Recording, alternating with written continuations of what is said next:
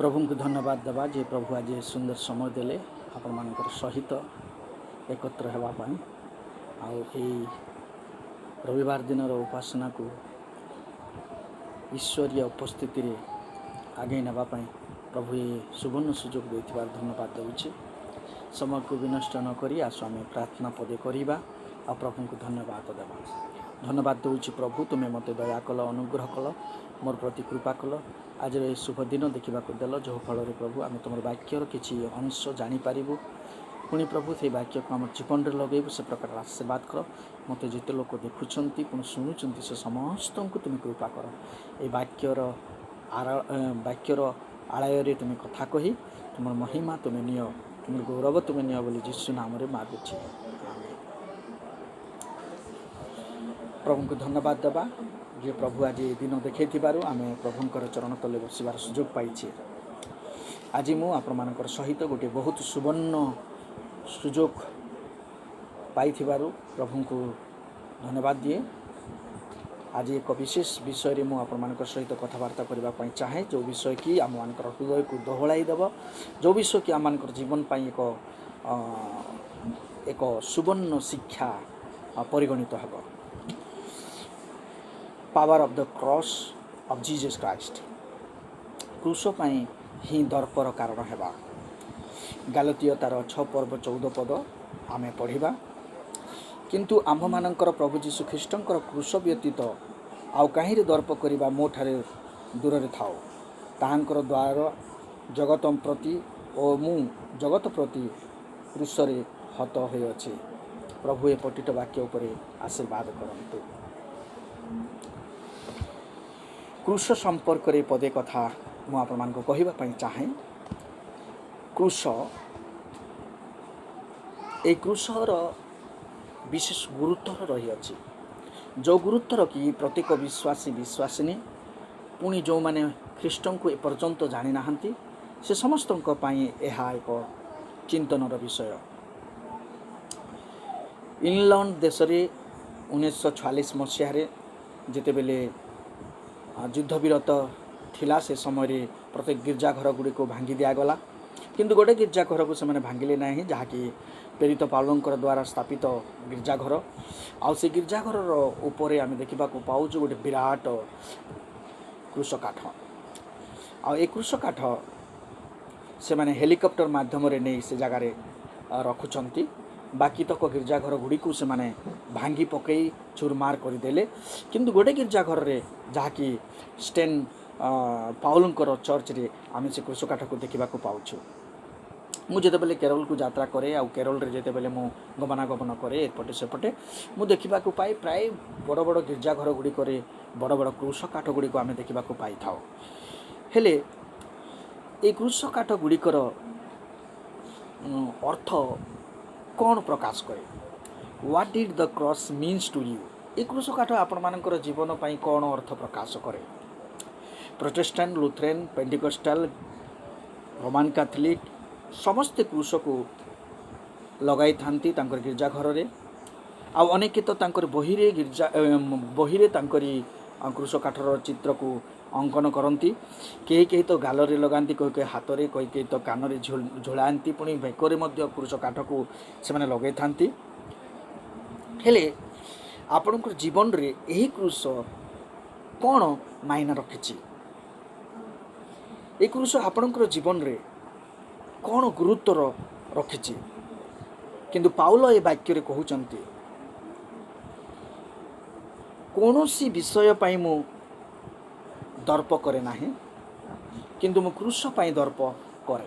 वाक्य लिखा जाए किंतु आम्भ मानकर प्रभु जीशु ख्रीष्टंकर क्रूस व्यतीत आउ काहीरे दर्प करिबा मो ठारू दूरे थाओ। पाउल निजर जीवन रे से क्रूस निमंते दर्प करते आउ काहीरे पाई से दर्प करते नाही।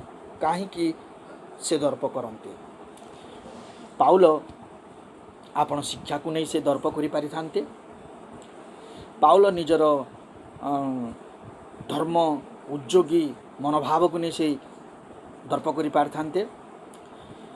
रोमियो साम्राज्यर से नागरिकता अधिकार पाई से दर्प करि पारि थांते। से अनेक गुड़े भाषा जानती से दर्प करि पारि थांते। से प्रभु यीशु ख्रीष्टंकर से शिष्य अटंती बोली से निजक दर्प कर पारिथान्ते। से जड़े उच्च शिक्षित आउ जड़े विराट थियोलॉजियन अटंती बोली से निजक दर्प कर पारिथान्ते।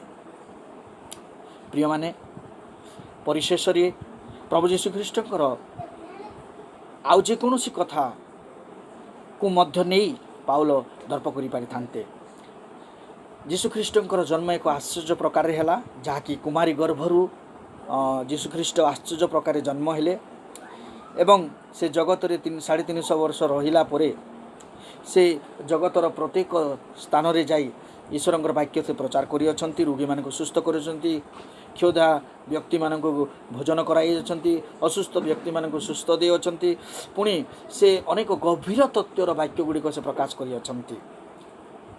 अनेक कहती जे यीशु ख्रीष्टंकर शिक्षा यह एक विराट विराट शिक्षणीय अटे जहाँकि वाक्य लेखा जाए तांकर शिक्षा उपरे मध्य गर्व करि थान्ते। अनेक थियोलॉजियन ग्रुप कहती his a great social work of Jesus is a quality of the teaching that we can learn many things from the Jesus teaching। किंतु मोर प्रिय माने ए समस्त शिक्षा को नहीं मध्य पाउल गर्व करिथान्ते। पाउल तांकर जीवन रे से सारा विश्व रे प्रधान शिक्षा ताहांकर मृत्यु पुनरुत्थान कबर गौरवर शरीर आगामी योजना पुणी आसुथिबा गौरवर राज्य ए सब को नहीं से दर्प करिथान्ते। किंतु काहीकि क्रूस को नहीं पाउल कहउचंती मु दर्प करूअछि, क्रूस को नहीं मु गर्व करूअछि। I glory only in the cross. से काहीकि केवल क्रूस रे गर्व करूअछंती, मोर दर्प केवल क्रूस अटे। वाई काहीकि आमे टिके चिंता करी देखिबा। क्रूस अन्य कोनोसी शिक्षा नुहे। It is a cruel about all policeman of death. कारण क्रूसर जंत्रणा यह एक वेदना कष्टदायक। ए क्रूस संपर्क नूतन नियमर गालतीय 3 पर्व 14 पदरे लेखा जाए जे जड़े अभिशप्त व्यक्ति को खुंटरे झोला जाउथला। पुरातन नियम रे द्वितीय वंशावली तार 21 पर्व 23 पदरे मध्य घटना को लिपिबद्ध करा जाय अछि। हेले ए क्रूसरे दीर्घ दिन धरी अर्थात मास मास धरी लोक मैंने खुंटरे झुली रहुतिले, जो माने कि डकायत कार्य करुतिले, चोरी करुतिले, व्यभिचार करुतिले। ए प्रकार व्यक्ति मान को दीर्घ दिन धरी समान क्रूसरे हत हेबा को पड़ुतला। किंतु एई क्रूस जहाँकि 3 गोटी व्यक्ति को क्रूसरे चढ़ा जाइतिला। प्रथम व्यक्ति होचंती जड़े चोर, द्वितीय व्यक्ति होचंती आउ जड़े चोर, आ तृतीय व्यक्ति होचंती प्रभु यीशु ख्रीष्ट। मोर प्रिय माने यही अद्भुत घटना बा ए अद्भुत क्रूसापण को एठारे कहा जाए जे ताहा एक आश्चर्यजनक थिला। यीशु ख्रीष्ट को मरागला, यीशु ख्रीष्ट को 39 थर तांकु कोरोडा प्रहार करागला। आ से कोरोडा प्रहार रे तांकरी शरीरर से मांस गुड़िक निगाड़ित होउतला। प्रिय माने जो चांबुक तांको मरा जाइतला तार शीर्ष भागरे स्टील जंत्र थिला, जहा फल रे यह एक वेदनादायक थिला, कष्ट एवं जंत्रणादायक थिला। जीसु को नहीं से माने प्रोसेसन आरंभ कले जेरूसालेम रे। आओ नगर परिक्रमा करू करू तांकरी पछरे अनेक हजार हजार लोक माने सही यीशु ख्रीष्ट को दिने होसाना हालेलुया कही जो जेरूसालेम को से स्वागत करते से जेरूसालेम रे वर्तमान जेते बेले शुभ यात्रा करा जाउची क्रूसर सहित गोटे प्रोसेसन आसुची। यही प्रोसेसन माध्यम रे आमे देखिबा को पाउछु यीशु को गालिली मध्य दे तांको निया जाउअछि। हजार हजार लोक तांको पछपटे अछंती। आउ से माने कौन देखापी चाहूँगी ना ये जीशुख्रीष्ट जगत में थिला समय से रोगी मान सुस्थ करते अनेक को मृत्यु जीवन देते अनेक आश्चर्य कार्य करते कि बर्तमान तक जीवन में जो घटना गुड़िक घटुअछि जो जंत्रणा बर्तमान से सहु अच्छन ये सबको सी किपरि भाव में बहन करेंगे ये सबको किपरि भाव में से निज जीवन में आलिंगन करेंगे पुणी कौन करेंगे परवर्ती समय ताहा सब कौन घटना घटव ए समस्त विषय को नहीं तांकर पछरे लोक मैंने कोलाहल करी यही समस्त वेदनादायक दृश्य अभावनीय दृश्य को देखा लोक मैंने पछे पछे गमन करुले किंतु जीशुंक शरीर अधिक रूप से रक्त निर्गत होगा फल जीशु थकी गले क्रूस बही पारे ना किंतु आफ्रिकार जड़े शिष्य जहाँ को किसिमन बोली कहुए से किसी समय पर्यंत जीशुंकर क्रूस बहबार साहाय्य कले किंतु मोर प्रिय माने जीशुख्रीष्ट निज क्रूस निजे बहन करी जिते यात्रा करुँच लोक मैंने ठटा करुँच परिहास करुँच हसुँच थुकुंट छापुड़ा मारुंट आउ से माने कहउचंती तू परा ईश्वर पुत्र तेबे तू कहीं निजक बचाऊ ना हो आम मान को बचाऊ ना हो मोर प्रिय माने आज यही दृश्य गुड़िक जिते बेले आम देखा पाचु एक आश्चर्य प्रकार कथा सबू लोक मैंने परिहास करुँच किंतु जीशुख्रीष्ट मुख न खुली निरवरतार सहित सबू सही चली जाउछंती कहीं से सब सहूँ मोर प्रिय माने आपण मानकर पाप और मोर पाप पाई से क्रूसरे प्रायश्चित बलि उत्सर्ग करने निमंते से निरवर होचंते आउ एक दृश्य आम देखा पाचु जे रोमियो साम्राज्यर लोक मैंने यह जानवा ज्ञात हेबे जे रोम साम्राज्यर विरुद्ध रे जे कथा कहे यही प्रकार परिणाम भोगवा पड़ी थाए बोली से ठाकार लोक मैंने ज्ञात हे बोली यही दृश्य आम देखा पाचु यही क्रूस उपरे क्षमा और पाप प्रायश्चित बलि उत्सर्ग कले जीशुख्रीष्ट पापर क्षमा यही क्रूसरू मिली थाए से आम मान प्रेम करती से आम पाप को सही क्रूस रे जातना सबू सहुथिले मात्र आम पाए से कष्ट से दुख को से क्रूस उपरे सहिले कहीं जीशु नीरव रहिले से आम प्रेम करती से पाप क्षमा करती से पापर प्रायश्चित क्रूस कर तेणुक से नीरव रही मोर प्रिय माने से जेरुसालेम अंचल में प्रत्येक लोक मान जीवन में आम बेविचार चोर ठक अनेक प्रकार दुष्ट कार्य अनेक प्रकार मदुआ अनेक प्रकार मर्डरर यहपरी अनेक लोक मानक आम से स्थान देखा पाचु किंतु से जीवन में से क्रूस को देखी गोटे नुआ आशा गोटे नुआ कौन ना उम्मीद आम देखा पाचु हिंदी भाषा रे उम्मीद से माने चाहिए से क्रूस जाना पाऊले जे वास्तव में जीशु को आम अने जीशुंकर से क्रूस को आम क्रूसर दृश्य को देखी आम जीवन में एक नूतन आशा को आम भेटी पारू बोली से माने आशा से जगार थे प्रिय माने थरे जड़े बिशप मो निकट को आसी मत पचारे जीवन से ही गुरुत्वपूर्ण उपस्थिति को नहीं से मत पचारे मु बिशप होइछि मात्र मोर जीवन रे गोटे संदेह अच्छी आज पर्यंत मु निजको सुरक्षित मन करि पारु नाही मते टिके आपण प्रार्थना करि दियंतु मु जेपरि निजको सुरक्षित मन करिवि मोर प्रिय माने मु तांकु सुसमाचार प्रचार कली तांकु सुसमाचार विषय ज्ञात कराइली एही जीशुंकर जन्म तांकरी पुनरुत्थान तांकरी कबरस्थ आउ तांकरी सेही मृत्यु रूप क्रूस को नहीं मु सेमानकर सम्मुख रे रखिली आउ तांको पई मु प्रार्थना कली आउ से प्रार्थना करिबारु निजको जानि पारिले जे वास्तव में से प्रभु जीशु ख्रीष्ट को स्वीकार करि नाहंती बोली प्रिय माने he did not believe I am saved but I have a doubt he was speaking but when I speak to the word of God and gospel he come to know about the Lord Jesus Christ more प्रिय माने से ही व्यक्ति से दिन प्रभु को जानिबार सुजोग पाइले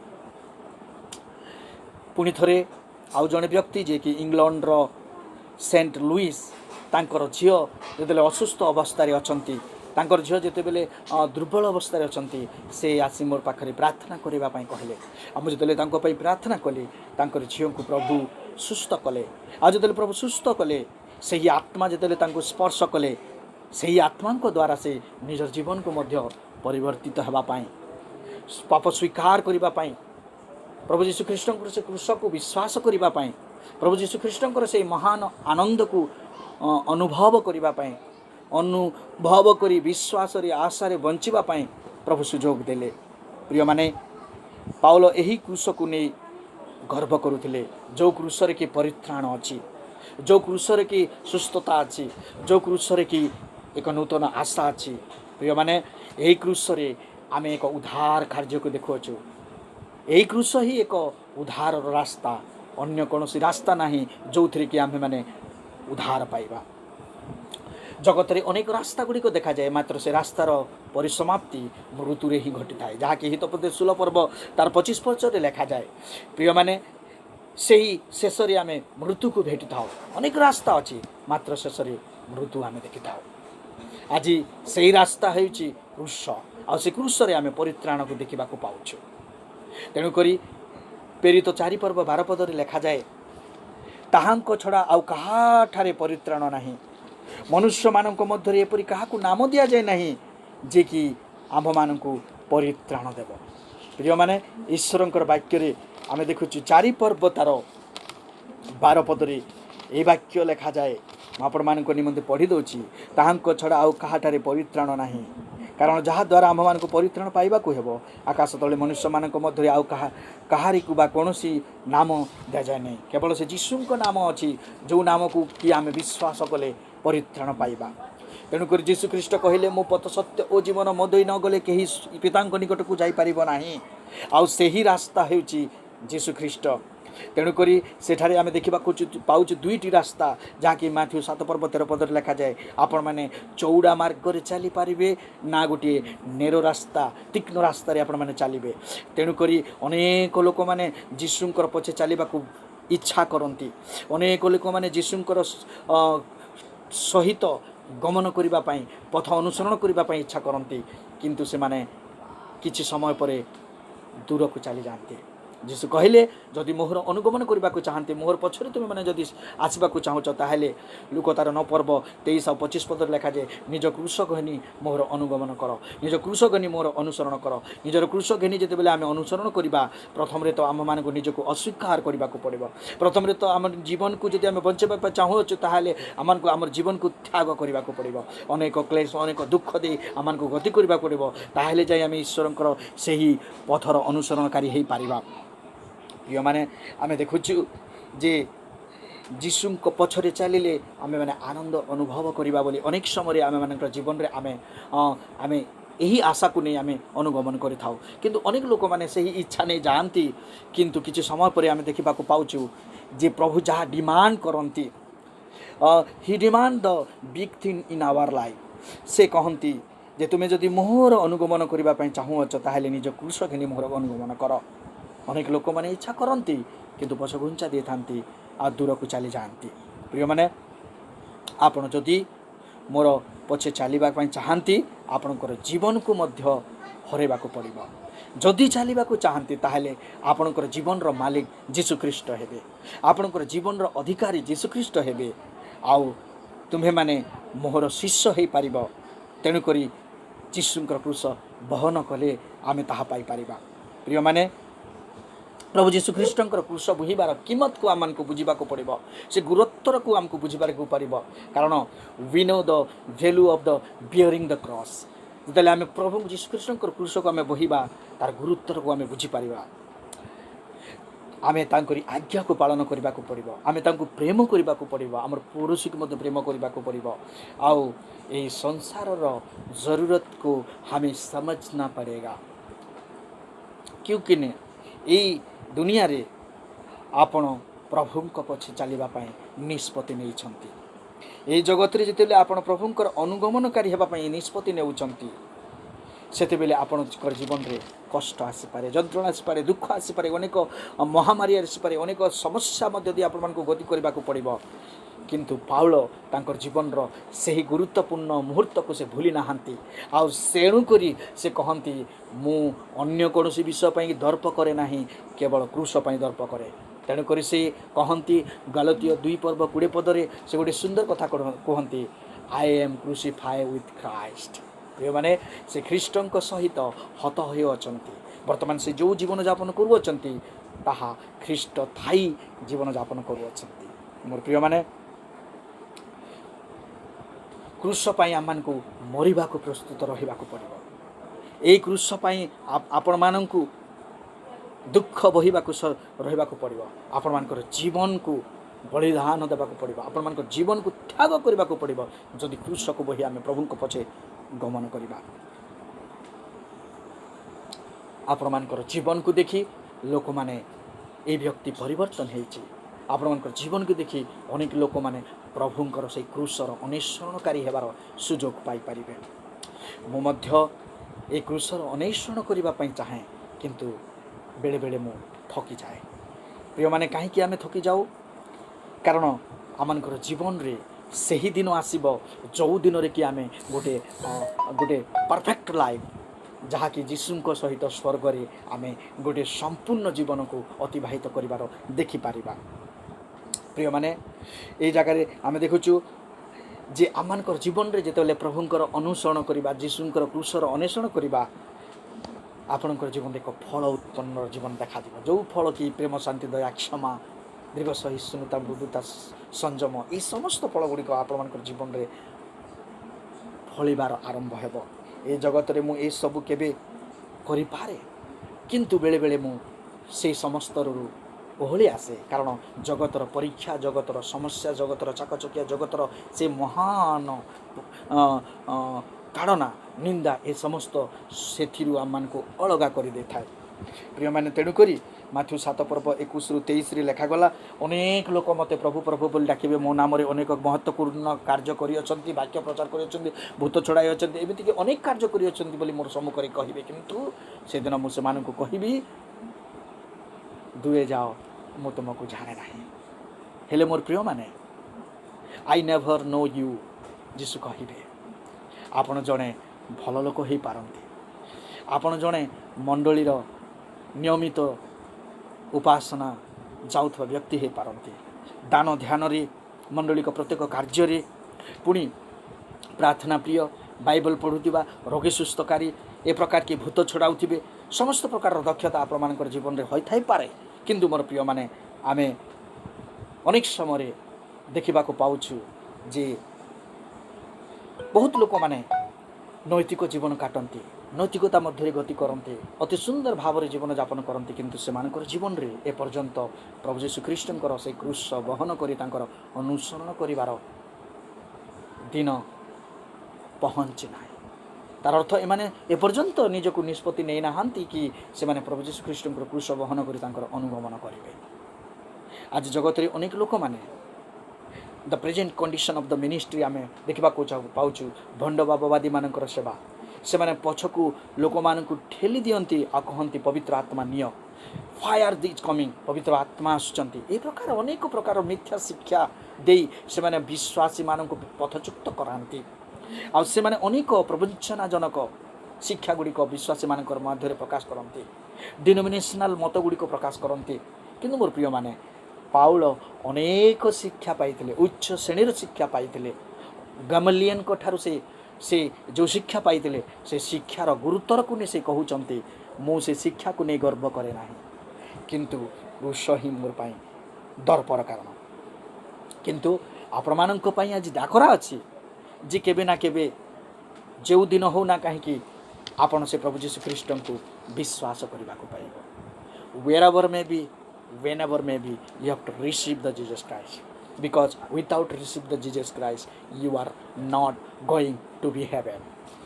ଯେହେତୁ ବାକ୍ୟରେ ଲେଖାଯାଏ, ଯେତେବେଳେ ଆପଣଙ୍କର ଜୀବନରେ ଯୀଶୁଙ୍କର ସ୍ଥାନ ଆସିବ, ଯୀଶୁଙ୍କ ପ୍ରତି ବିଶ୍ୱାସ ଆସିବ, ସେତେବେଳେ ଆପଣଙ୍କର ଜୀବନରେ ପାପ କ୍ଷମା ହେବ, ଆପଣଙ୍କର ଜୀବନରେ ଏକ ପ୍ରେମ ଆସିବ, ଆପଣଙ୍କର ଜୀବନରେ ସେହି ଯୀଶୁଙ୍କର କ୍ଷମାକୁ ପାଛୋଟି ଆଣିବେ, ଆଉ ଆପଣମାନଙ୍କର ଜୀବନ ବଦଳିଯିବ, ଏକ ପରିବର୍ତ୍ତନ ହେବ।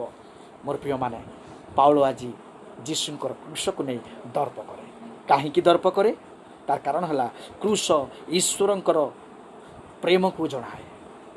ଏହି କ୍ରୁଶ ପାପର ଗଭୀର ତତ୍ତ୍ୱର କ୍ଷମାକୁ ପ୍ରକାଶ କରେ। କ୍ରୁଶ ଉଦ୍ଧାରର କାର୍ଯ୍ୟକୁ ପ୍ରକାଶ କରେ। ଏହା ଏକ ମାର୍ଗ ଯାହାକି ମନୁଷ୍ୟର ଜୀବନରେ ପାପ ପ୍ରାୟଶ୍ଚିତ୍ତର କ୍ଷମା ପାଇପାରିବ।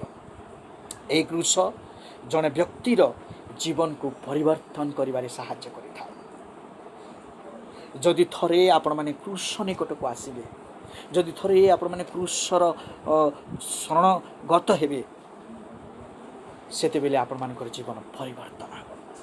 ତେଣୁକରି 2 Corinthians 5:17 ଲେଖାଯାଏ, you become a new creation, old thing has passed away, becoming a new thing।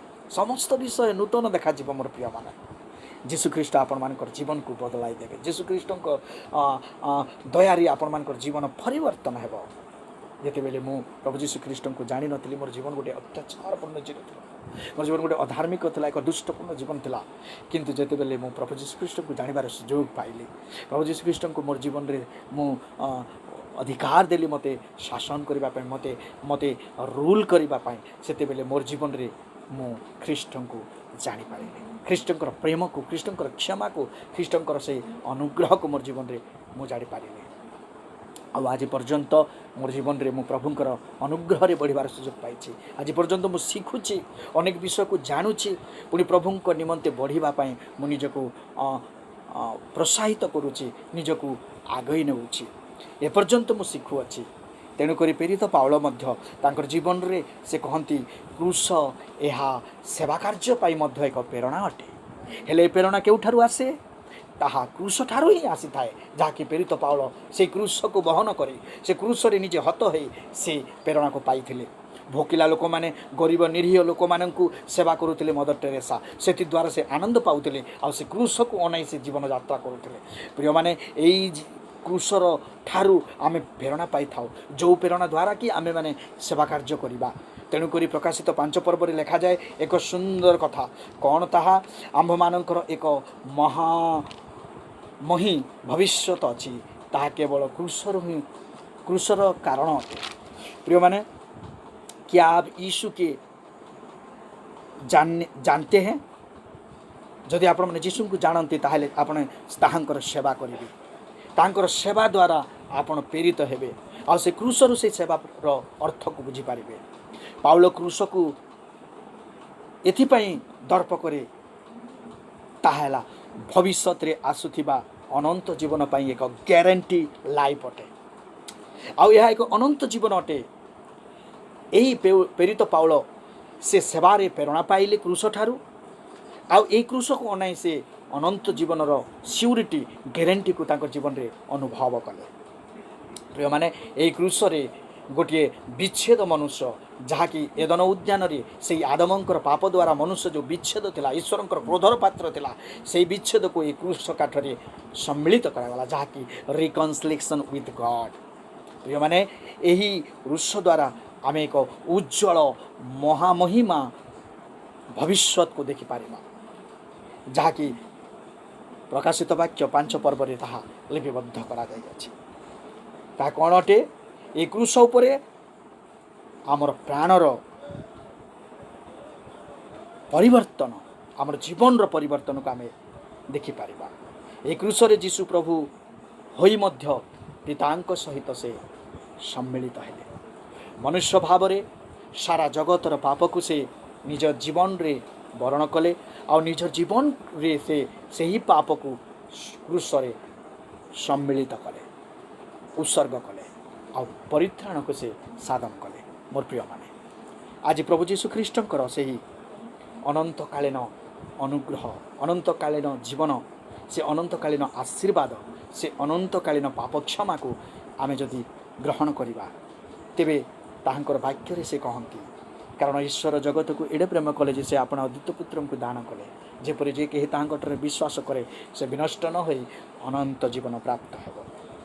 ପ୍ରିୟମାନେ, ଯଦି ଆମର ଜୀବନ ବଦଳି ଯାଇଅଛି, ଆମେ ଯଦି ଆଜି ଏକ ନୂତନ ଜୀବନଯାପନ କରୁଅଛୁ, ତାହେଲେ ପାଉଲଙ୍କ ପରି ଆମେ କହିପାରିବା ଯେ ମୁଁ କେବଳ କ୍ରୁଶ ପାଇଁ ଦର୍ପ କରେ, ମୁଁ କେବଳ କ୍ରୁଶ ହିଁ ମୋର ଜୀବନର ଏକ ପ୍ରଧାନତ୍ୱ ହେଉ, କାରଣ ସ୍ୱୀକାର କରିବାକୁ ପଡ଼ିବ। ଯଦି ପ୍ରଭୁ ଯୀଶୁଖ୍ରୀଷ୍ଟ ଆପଣଙ୍କର ଜୀବନରେ କାର୍ଯ୍ୟ କରନ୍ତି, ଆପଣଙ୍କର ଜୀବନ ବଦଳିଯିବ। ଆପଣଙ୍କର ପାପକୁ ଆପଣ ସ୍ୱୀକାର କରିବେ, ଆପଣଙ୍କର ଜୀବନରେ ଏକ ନୂଆ ଅନୁଭୂତି ଜାଗ୍ରତ ହେବ, ଆପଣଙ୍କର ଜୀବନରେ ଅନୁତାପ ହେବ, ପ୍ରାୟଶ୍ଚିତ ହେବ, ଆଉ ଆପଣଙ୍କର ଜୀବନରେ ସେହି ସମର୍ପଣ ପ୍ରଭୁ ଯୀଶୁଖ୍ରୀଷ୍ଟ ଆଣିବେ। ପାପ ସ୍ୱୀକାର କରି ପ୍ରଭୁ ଯୀଶୁଖ୍ରୀଷ୍ଟଙ୍କର ଚରଣବର୍ତ୍ତୀ ହେବାର ସୁଯୋଗ ପାଇବେ, କାରଣ ଏହି କ୍ରୁଶରେ ଅମୃତ ଝରେ ଅନନ୍ତ ଜୀବନର। ପ୍ରିୟମାନେ, ପାଉଲ ଏହି ସମସ୍ତ ବିଷୟକୁ ତାଙ୍କର ଜୀବନରେ ଆଲିଙ୍ଗନ କରିଛନ୍ତି। ସେଇ ଆଶା ପ୍ରତି ଆଶାକୁ ତାଙ୍କର ଜୀବନରେ ସେ ବରଣ କରିଅଛନ୍ତି। ତେଣୁକରି ସେ ଜାଣିଥିଲେ the purpose of the cross, କ୍ରୁଶର ଯୋଜନାର ଗୁରୁତ୍ୱକୁ ସେ ଜାଣିଥିଲେ। He knew the person of the cross, ସେ ଜାଣିଥିଲେ କିଏ କ୍ରୁଶ ଉପରେ ଝୁଲୁଛନ୍ତି ଆଉ ସେ କିଏ ଅଟନ୍ତି। The power of the cross, ସେ କ୍ରୁଶର ଶକ୍ତି ଦ୍ୱାରା ମନୁଷ୍ୟର ଜୀବନର ପରିବର୍ତ୍ତନ ଅଟେ। କାରଣ ପାଉଲ କହନ୍ତି ଏହି କ୍ରୁଶ ଏକ ଶକ୍ତି ଅଟେ, ଏ କ୍ରୁଶ ଏକ ପରିତ୍ରାଣ ଅଟେ। ପ୍ରିୟମାନେ, ତେଣୁକରି ପ୍ରେରିତ ପାଉଲ ତାଙ୍କର ଜୀବନରେ ସେ କ୍ରୁଶକୁ ନେଇ ଗର୍ବ କରନ୍ତି। ଆଜି ଯଦି ଆମମାନଙ୍କ ମଧ୍ୟରେ ଅନେକ ଅଛନ୍ତି ଯେଉଁମାନେ କି କ୍ରୁଶର ଶରଣାଗତ ହୋଇନାହାନ୍ତି, ଯେଉଁମାନେ କି କ୍ରୁଶର ନିକଟବର୍ତ୍ତୀ ହୋଇନାହାନ୍ତି, ଯେଉଁମାନେ କି କ୍ରୁଶ ନିକଟକୁ ଆସିଯାଆନ୍ତି, ଆଜି ସେମାନଙ୍କ ପାଇଁ ଡାକରା, ସେମାନେ ଆସନ୍ତୁ, ସେ କ୍ରୁଶର ତଳେ ଆପଣାର ଜୀବନକୁ ସମର୍ପଣ କରନ୍ତୁ, ପ୍ରଭୁ ଯୀଶୁଖ୍ରୀଷ୍ଟଙ୍କୁ ଗ୍ରହଣ କରନ୍ତୁ। ପ୍ରଭୁ ଯୀଶୁଖ୍ରୀଷ୍ଟଙ୍କ ଠାରେ ହିଁ ସେହି ମହାନ ପରିତ୍ରାଣ ଅଛି। ତେଣୁକରି ପ୍ରେରିତ ପାଉଲ ବାକ୍ୟର ଆଳୟରେ ସମସ୍ତ ବ୍ୟକ୍ତିମାନଙ୍କୁ ଏହି ଉତ୍ସାହିତ ପ୍ରଦାନ କରନ୍ତି। ଆଉ ସେ ନିଜେ ମଧ୍ୟ ଏ ପ୍ରକାର କହନ୍ତି ଯେ କିନ୍ତୁ ଆମ୍ଭମାନଙ୍କର ପ୍ରଭୁ ଯୀଶୁଖ୍ରୀଷ୍ଟଙ୍କର କ୍ରୁଶ ବ୍ୟତୀତ ଆଉ କାହିଁରେ ଦର୍ପ କରିବା ମୋ ଠାରୁ ଦୂରେ ଥାଉ। କୌଣସି ବିଷୟରେ ସେ ଦର୍ପ କରନ୍ତି ନାହିଁ, କେବଳ ସେ ଦର୍ପ କରନ୍ତି କ୍ରୁଶ ପାଇଁ। ଆଜି ଗୋଟେ ବିଶ୍ୱାସୀ ଜୀବନରେ କ୍ରୁଶ ହିଁ ଦର୍ପର ବିଷୟ ହେଉ। ଆଜି ଗୋଟେ ଖ୍ରୀଷ୍ଟ ଆଶ୍ରିତ ବ୍ୟକ୍ତିର ଜୀବନରେ କ୍ରୁଶ ହିଁ ଦର୍ପ ହେଉ, ଅନ୍ୟ କୌଣସି ବିଷୟ ଦର୍ପ ନ ହେଉ। ତାହାଙ୍କ ଦ୍ୱାରା ଜଗତ ମୋ ପ୍ରତି ଓ ମୁଁ ଜଗତ ପ୍ରତି କ୍ରୁଶରେ ହତ ହେଉଛି। ଏ ଜଗତ ଆମ ପାଇଁ ମୃତ ଅଟେ, କିନ୍ତୁ ଖ୍ରୀଷ୍ଟଙ୍କ କ୍ରୁଶ ଆମ ପାଇଁ ଜୀବିତ। ଆସ ଖ୍ରୀଷ୍ଟଙ୍କର ନିକଟରେ ଆପଣାକୁ ଆମେ ସ୍ୱୀକାର କରୁ ଆଉ ନିଜ ଜୀବନକୁ ଆମେ ତାଙ୍କଠାରେ ସମର୍ପଣ କରୁ। ପାଉଲ କାହିଁକି କ୍ରୁଶ ପାଇଁ ଦର୍ପ କରନ୍ତି ଆପଣମାନଙ୍କୁ ମୁଁ କହିଛି। ଯେପରିକି ପାଉଲ କ୍ରୁଶ ପାଇଁ ଦର୍ପ କରନ୍ତି, ସେ ଏହି କ୍ରୁଶରୁ କ'ଣ ଚାହାନ୍ତି ନା ଏହି କ୍ରୁଶରୁ ପ୍ରେମ ଝରୁଥିବାର ସେ ଦେଖିଛନ୍ତି। ଏ କ୍ରୁଶରେ ପାପର ଗଭୀର ତତ୍ତ୍ୱ ଯାହାକି କ୍ଷମାକୁ ସେ ପାଇଛନ୍ତି। ଏ କ୍ରୁଶରେ ଉଦ୍ଧାରକୁ ସେ ଦେଖିଛନ୍ତି। ଏ କ୍ରୁଶରେ ସେ ଜଣେ ବ୍ୟକ୍ତିର ପରିବର୍ତ୍ତନକୁ ଦେଖିଛନ୍ତି। ଏହି କ୍ରୁଶରେ ସେ ପ୍ରେରଣା ପାଇଛନ୍ତି ଈଶ୍ୱରଙ୍କର ସେବା କରିବା ପାଇଁ। ଏହି କ୍ରୁଶରେ ସେ ଅନନ୍ତ ଜୀବନକୁ ଦେଖିଛନ୍ତି। ଏହି କ୍ରୁଶରେ ଜୀବନର ଗ୍ୟାରେଣ୍ଟିକୁ ସେ ବୁଝିପାରିଛନ୍ତି। ତେବେ ମୋର ପ୍ରିୟମାନେ, ଆସୁ ଆମର ଜୀବନରେ ଆମେ ତାହାଙ୍କର ନିକଟବର୍ତ୍ତୀ ହେବା ଆଉ ସେ କ୍ରୁଶ ପାଇଁ ଆମେ ଜଗତରେ ଯେତେ ଦିନ ଆମେ ବଞ୍ଚିଥିବା କୌଣସି ବିଷୟ ପାଇଁ ଦର୍ପ ନ କରି କ୍ରୁଶ ପାଇଁ ଦର୍ପ କରିବା। ପ୍ରଭୁ ଆପଣମାନଙ୍କୁ ଆଶୀର୍ବାଦ କରନ୍ତୁ ଆଉ ସେ କ୍ରୁଶ ବହନକାରୀ, ସେହି କ୍ରୁଶର ଦର୍ପକାରୀ କରି ଆପଣମାନଙ୍କୁ ଗଢ଼ନ୍ତି। ଶେଷରେ ମୁଁ କହିବି ଯେ ପାଉଲ ତାଙ୍କରି ବାକ୍ୟ ମାଧ୍ୟମରେ ସେ ନିଜର ସାକ୍ଷ୍ୟ ପ୍ରଦାନ କରି ଏକ ସୁନ୍ଦର କଥା କହିଲେ, ଯାହାକି ଆମେ ଦେଖୁଛୁ, ମୁଁ ଖ୍ରୀଷ୍ଟଙ୍କ ସହିତ କ୍ରୁଶରେ ହତ ହୋଇଅଛି। ମୁଁ ଆଉ ଜୀବିତ ନୁହେଁ, ମାତ୍ର ଖ୍ରୀଷ୍ଟ ମୋ ଠାରେ ଜୀବିତ ଅଛନ୍ତି। ପୁଣି ମୁଁ ଶରୀରରେ ଥାଇ ବର୍ତ୍ତମାନ ଯେଉଁ ଜୀବନଯାପନ କରୁଅଛି ତାହା ବିଶ୍ୱାସରେ, ଅର୍ଥାତ୍ ଈଶ୍ୱରଙ୍କର ଯେଉଁ ପୁତ୍ର ମୋତେ ପ୍ରେମ କରି ମୋ ନିମନ୍ତେ ଆପଣଙ୍କୁ ଉତ୍ସର୍ଗ କଲେ ତାହାଙ୍କଠାରେ ବିଶ୍ୱାସ କରି ଜୀବନଯାପନ କରୁଅଛି। ଆସୁ ଆମେ ମଧ୍ୟ ଖ୍ରୀଷ୍ଟଙ୍କ ସହିତ ହତ ହୋଇ ସେ କ୍ରୁଶର ନିମନ୍ତେ ଆମେ ଦର୍ପ କରିବା, ଜଗତ ନିମନ୍ତେ ନୁହେଁ, କ୍ରୁଶ ନିମନ୍ତେ। ପ୍ରଭୁ ଆପଣଙ୍କୁ ଆଶୀର୍ବାଦ କରନ୍ତୁ।